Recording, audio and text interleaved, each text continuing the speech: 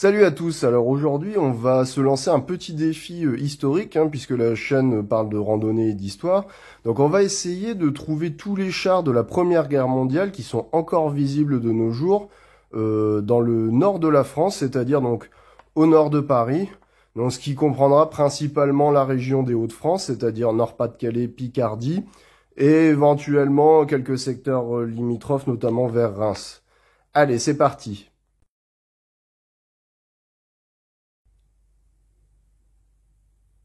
Alors pour réussir ce petit défi de trouver tous les chars de la Première Guerre mondiale dans le nord de la France, on va s'interroger d'abord pourquoi avoir ciblé le nord de la France, parce que tout simplement c'est là où se sont déroulés les pires combats de la Première Guerre mondiale. Donc en fait assez logiquement on va découvrir dans le Nord-Pas-de-Calais la Picardie et éventuellement quelques départements limitrophes ou quelques villes limitrophes, notamment vers Reims. On va logiquement trouver en fait au nord de Paris la plupart des vestiges de la Première Guerre mondiale, que ce soit en exposition ou dans des musées, etc. Voilà. Alors on va voir dans cette vidéo que l'ombre du musée des blindés de Saumur va peser sur notre recherche tout du long, parce que en fait cette recherche elle fait suite à une question que j'avais posée à mon père étant enfant. C'était mais dis donc papa, où est-ce qu'on peut voir tous les chars de la Première Guerre mondiale? Et il m'avait répondu au musée des blindés de Saumur. Voilà. Maintenant, c'est vrai que le musée des blindés de Saumur, qui est absolument incontournable, bah, c'est pas la porte d'à côté quand on habite, par exemple, à Lille ou à Arras. Et donc, c'est vrai que ça peut être un défi assez sympa d'essayer de les trouver dans un rayon géographique beaucoup plus proche.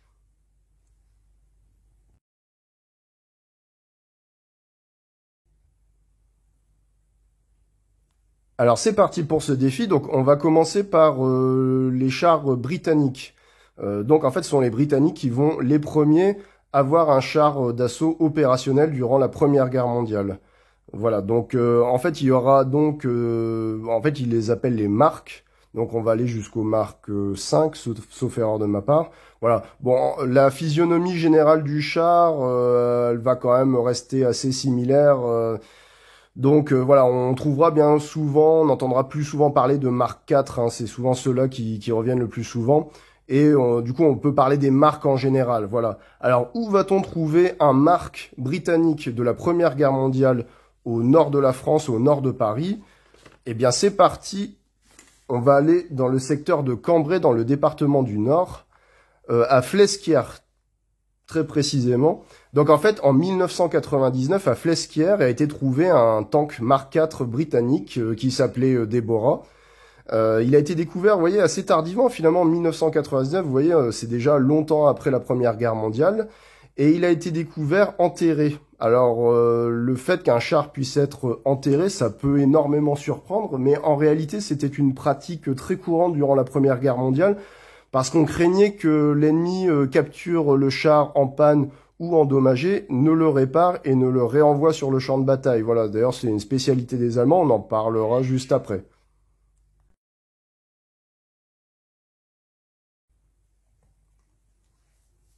Alors le char de Flesquières, justement, il a été trouvé près d'une route, tout simplement, il était enterré, et il y a un formidable musée qui a été construit à l'emplacement même. Je vous conseille vraiment d'y aller. C'est pas un immense musée, mais c'est une très belle collection. Ça vaut vraiment le détour. Alors je vais pas spoiler le musée en vous mettant trop de photos de l'intérieur, ce serait pas très correct. Voilà, j'en mets juste une. Voilà, l'idée c'est vraiment de vous donner envie d'aller voir le musée du tank de Flesquières, ça vaut vraiment le détour, c'est vraiment un musée formidable. Et aussi l'intérêt du tank de Flesquières, c'est qu'il a été endommagé sur un côté, donc ça veut dire qu'on peut observer le tank sous un angle intact, et au contraire si on se place sur l'autre côté, observer la violence des combats avec les dégâts qui sont très visibles.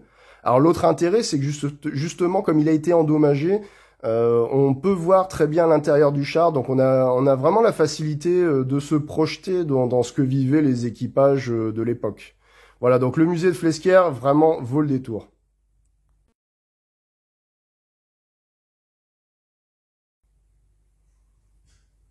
Alors maintenant qu'on a couvert les chars britanniques, on va maintenant passer aux chars suivants qui ont été rendus opérationnels, ce sont les chars français. Donc il y avait un char léger, un char moyen et un char lourd. Donc on va commencer par le premier qui va être rendu disponible. C'est un char moyen, c'est le Schneider CA1. Alors Schneider, c'est une grande entreprise industrielle française du 19e siècle. Le premier engagement du char Schneider, c'est le 16 avril 1917 à Berry-au-Bac, dans le secteur du Chemin des Dames, dans l'Aisne. Donc on est parti, vous voyez, entre Laon et Reims, hein, dans ce secteur-là, vers Craonne.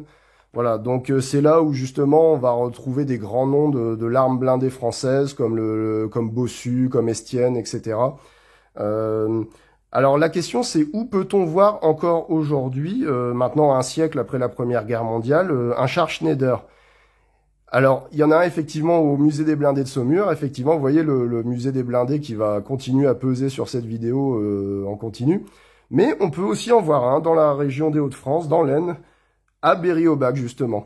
Voilà, donc si vous allez à Berry-au-Bac, alors bon, honnêtement, je n'y suis pas encore allé, justement, j'ai prévu d'y aller, c'est un peu aussi ce qui m'a amené à faire cette vidéo. Justement, je prépare une virée justement sur le secteur du Chemin des Dames. Donc justement, Berry-au-Bac, c'est un des lieux que je veux faire, donc là, exceptionnellement, je vous mets des photos de Wikipédia. Et donc, à Berry-au-Bac, on va pouvoir voir un char Schneider. Parce qu'en fait, la commune, justement, qui est un lieu historique majeur du premier engagement des chars français durant la Première Guerre mondiale, a créé, en fait, la commune a créé un monument des chars. Donc, les chars sont là, librement disposés. Donc, on peut voir un char Schneider. On peut aussi voir deux chars d'après-guerre, c'est-à-dire donc un AMX-13 et un EBR, un engin blindé de reconnaissance, donc deux grands chars à succès de l'après-guerre. Voilà. Alors, est-ce que pour autant on a répondu à notre objectif de voir un char Schneider? Pas tout à fait, puisqu'en fait c'est une reproduction. Voilà. Mais si on était vraiment puriste et qu'on voulait absolument trouver un char de la Première Guerre mondiale, un char Schneider CA1, il n'en reste en fait qu'un seul, c'est celui du musée des blindés de Saumur. Voilà. Donc maintenant, on va passer au second char français rendu opérationnel durant la Première Guerre mondiale. Et cette fois-ci, c'est un char lourd, c'est le char Saint-Chamond. En réalité, le châssis de ces deux chars, du Schneider et du Saint-Chamond, était initialement le même, puisque c'était le même projet à la base qui s'est dissocié pour tout un tas de raisons et de divergences. Et donc le char Saint-Chamond, si j'en crois la fiche Wikipédia, il n'en resterait qu'un seul exemplaire, et à nouveau au musée des blindés de Saumur. Donc il a été rendu disponible à partir d'avril 1917, en sortie d'usine. Et donc, a priori, on ne pourrait pas remplir le défi. Eh bien si, la fiche Wikipédia est erronée. En fait, j'en ai vu un au musée de l'Historial de la Grande Guerre à Péronne. Donc là, on est parti dans la Somme. Alors, ici, dans la Somme, vous voyez, Péronne. Attendez que je le trouve. Voilà, ici, Péronne. Vous voyez, donc on est vraiment proche de la ligne de front. Vous voyez, le casque, j'ai posé le casque hein, pour... montrer un peu la présence des Allemands qui étaient dans ce secteur-là, en gros. Hein. Donc voilà, à Péronne, il y a l'Historial de la Grande Guerre, qui est un très beau musée, une très belle collection. Et lorsque je l'ai visité, il y avait un char Saint-Chamond qui était dans la cour. Voilà, donc vous voyez, il n'y a pas qu'au musée des blindés de Saumur. Et donc la fiche Wikipédia, a priori, est erronée sur le sujet. Il y en a au moins deux. Voilà. Maintenant, on va passer au dernier char français, c'est le char léger, le char FT-17. Donc, alors celui-là, il est très connu, il a été immensément produit, c'est le char de la victoire. C'était un char léger, ça a été celui le plus opérationnel de toute la guerre. D'ailleurs, il a eu tellement de succès que lors des combats en Afghanistan en 2009, l'armée française va, de manière très surprenante, en trouver un. Vous voyez, c'est un char qui a été énormément exporté après la Première Guerre mondiale. Donc, ce que je veux dire d'abord sur le char FT-17, c'est que c'est un char qui n'est pas rare. Il y en a eu énormément et on en trouve assez facilement. Alors, où peut-on voir au nord de Paris un char FT-17? Eh bien, on est parti dans le secteur, ici, de Maubeuge, dans le département du Nord. Donc, vous avez la porte de Mons et il y a là-bas un char FT-17 en exposition. Alors, est-ce qu'on triche pas un petit peu avec le char FT-17 de Maubeuge? Parce que, a priori, c'est soit une restauration importante, voire même une reproduction. Mais c'est pas grave, il y en a d'autres endroits, on va avoir l'occasion d'en parler. Pour autant, pourquoi je vous parle du FT-17 de Maubeuge? Parce que Maubeuge était une grande ville de garnison de chars. Et surtout, c'est une grande ville d'histoire par rapport à la Première Guerre mondiale. C'est d'ailleurs la seule ville française qui sera bombardée à la Grosse Bertha. Et donc, la ville est encerclée. Alors bon, bien sûr, elle a des très beaux remparts qui valent le détour, mais aussi, la ville est encerclée d'une ceinture de forts serrés de rivières qui avait été conçue justement pour la Première Guerre mondiale, parce que vous voyez bien sur la ligne de front que la place occupe une position exposée et centrale. Et donc, en banlieue de Maubeuge, à Fény, il y a le fort de Levaux, qui est un formidable musée de la Première Guerre mondiale. C'est un musée qui vaut absolument le détour, vraiment à faire absolument. Il est animé par une équipe de passionnés et il est formidable, voilà. Alors pour autant, est-ce qu'on a répondu à ce défi de trouver un char FT-17? Alors ne vous inquiétez pas, évidemment, c'est un char qui n'est pas rare du tout, donc il y en a certainement ailleurs. Et je vais vous parler évidemment de la clairière de Retonde. Donc là, on est parti dans l'Oise. Alors, Oise. Vous voyez, donc on est dans le secteur de Compiègne. Voilà, donc la clairière de Retonde, évidemment, ce nom vous parle, c'est là où a été signé l'armistice de la Première Guerre mondiale. C'est un endroit formidable à visiter, absolument central. Et là-bas, vous allez pouvoir voir donc un musée très intéressant. Vous allez aussi pouvoir voir la reconstitution du wagon de l'armistice. Je dis la reconstitution puisque l'original a été emporté par les Allemands en 1940. Et d'ailleurs, il a terminé en flammes dans une gare allemande, elle-même en flammes dans ce qui restait de l'Allemagne en 1945. Voilà, donc c'est une reconstitution, hein, le wagon, mais le lieu est exceptionnel, vaut vraiment le détour. Et donc, à la clairière de Retonde, vous allez trouver justement en exposition différents éléments de la Première Guerre mondiale, dont 2 chars FT-17. Voilà, je vous les mets en photo. Voilà, donc là, à ce stade, on peut considérer qu'on a effectivement rempli notre objectif, et par ailleurs, on a fait le tour des chars français de la Première Guerre mondiale.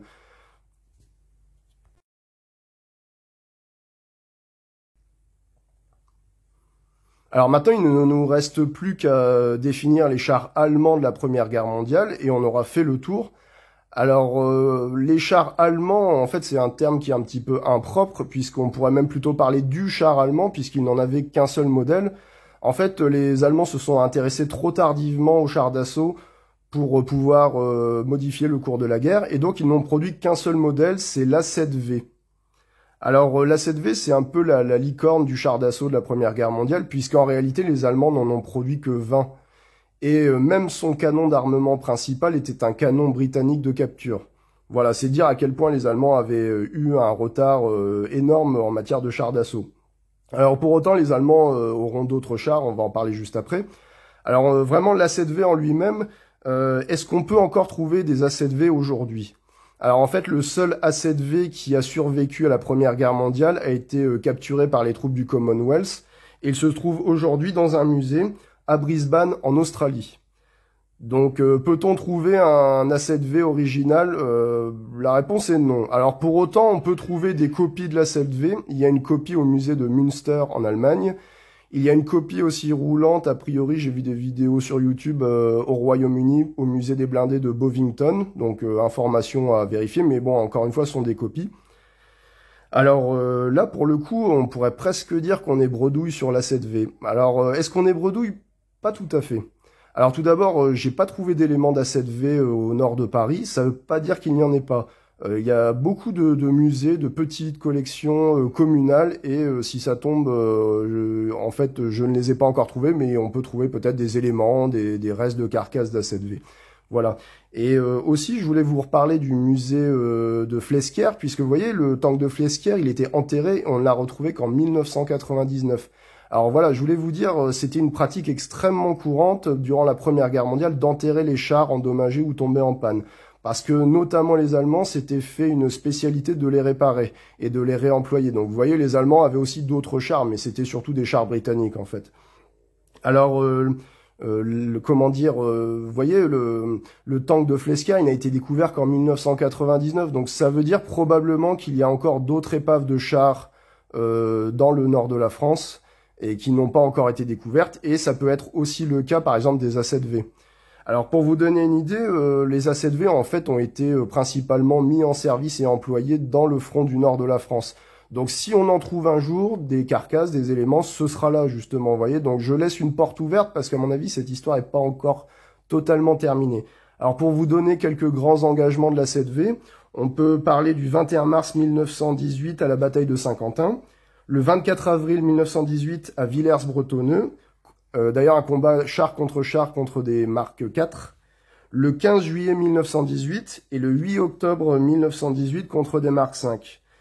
Voilà, donc vous aurez compris que si on trouve des carcasses, ce sera justement dans ce secteur du nord de la France. D'ailleurs, pour reparler du seul A7V qui à ce jour survécu à la Première Guerre mondiale, le Mephisto. Il faut savoir qu'il est resté en panne 3 mois sur le champ de bataille avant d'être remorqué par les troupes du Commonwealth. Donc on peut imaginer effectivement que notamment dans le secteur de Cambrai, là où a été trouvé le tank de Flesquières, ce sera d'ailleurs l'engagement ultime des A7V, puisque l'Allemagne en 1918 est en pleine déroute. Et donc on peut tout à fait imaginer dans les années qui viennent de retrouver des carcasses d'A7V qui auraient été tout simplement endommagées et enterrées par les Allemands, puisque la pratique était assez courante. Voilà. Alors à ce stade, je pense qu'on a fait le tour.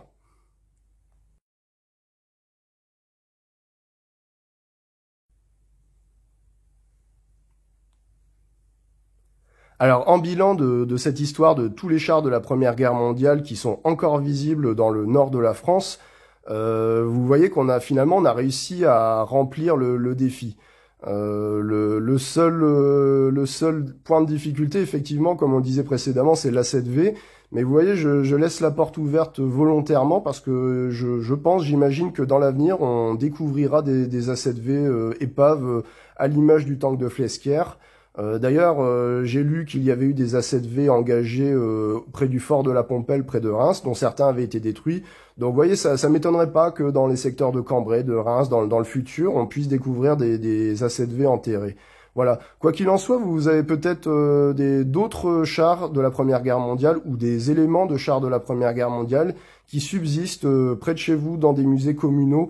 N'hésitez pas à le dire en commentaire. Voilà, le but c'est aussi de vous donner envie de sortir, de vous donner envie de visiter tous ces musées de la Première Guerre mondiale, tous ces lieux chargés d'histoire et qui sont animés par des équipes de bénévoles, de passionnés. Je pense en particulier au Fort de Levaux près de Maubeuge.